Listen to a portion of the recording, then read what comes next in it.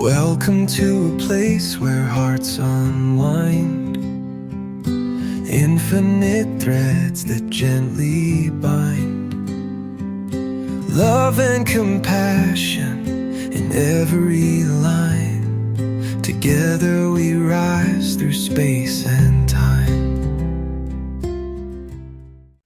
Welcome to Infinite Threads. I'm Bob, and today's episode continues our journey through division, hope, and healing. But this one reaches forward. Because while we're talking about a divided world, we're also talking about the world we're handing to the next generation. What they inherit, what they carry forward, what kind of love or poison we are weaving into the story that they will live. And the truth is, if we want to heal what's broken, we have to start by showing the young that love still works. We all know the narrative. This world is hard, people are cruel, the system is rigged, and kindness is weakness. It's the tired old voice of realism. But really, it's trauma. It's not realism. It's resignation. Listen to that, resignation. And if we pass that down, then we're not just watching the tapestry fray, we're cutting the threads ourselves. Because the us versus them mentality that poisons our politics, our families, our neighborhoods, it doesn't just divide us, it hardens us. It teaches our children to hate the world before they've even had a chance to love it. We don't need more of that, guys. What we need desperately is to hand them a different story. That's all there is. One that says, yes, the world is difficult, but love is still worth it. Yes, people can be cruel, but kindness is powerful. Yes, we've made mistakes, but you can build something better. I'm talking to you now. If you're a parent, a grandparent, a teacher, a mentor, or just someone with love to give, you don't have to lecture them. You just don't. You don't need a perfect past either. You don't need to be a guru. You just need to be real and show them with your life that love still changes things. When you tell the truth kindly, you're planting seeds. When you apologize to them, you're modeling courage. When you validate their feelings, you're teaching them empathy. When you live your values with consistency, you're giving them a blueprint. There's this idea that young people don't care, that they're lost in their screens or jaded or too sensitive. I've been guilty of thinking that about them myself. But now, I don't buy it.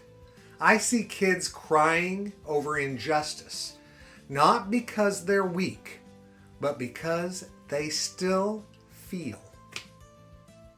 I see teens comforting each other, saying, I love you, without irony, because they know that connection matters more than image.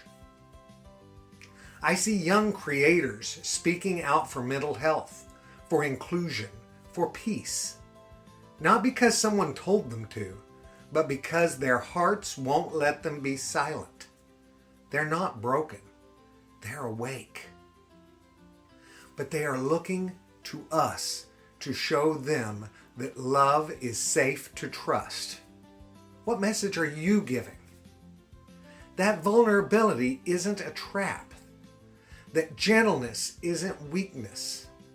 That empathy can actually work in the real world.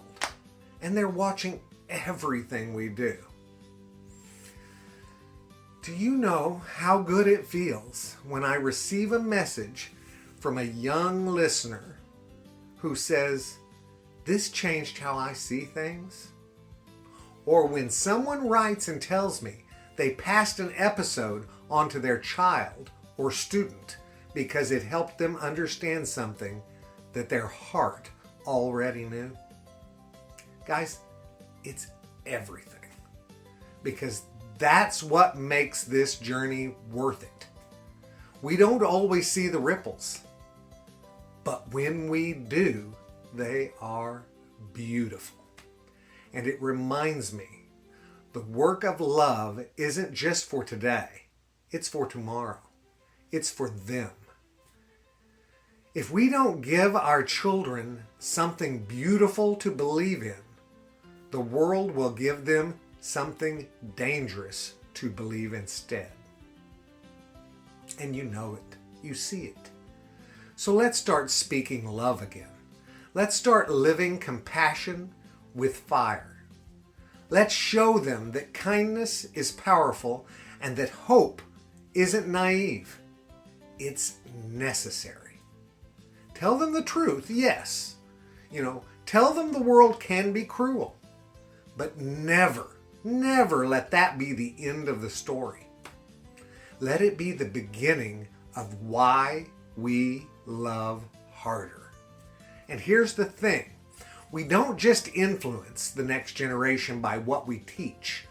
We influence them by who we are when we're tired, when we're overwhelmed, when the news makes us want to shut down. If in those moments we still choose presence, if we still speak love, if we still choose hope, that is what they will remember, guys. That is what they will carry. And one day, when we are gone, our voice may be silent, but our thread will not. It will continue in them, through them, and tie that tapestry together.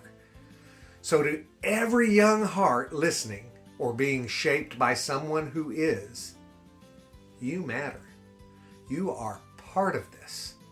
You are not too late. You are not too small, and you are not too broken. And we are not giving up. Because if we can teach you anything, let it be this. Love is not weakness.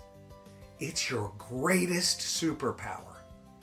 And you're going to change the world with it, one thread at a time.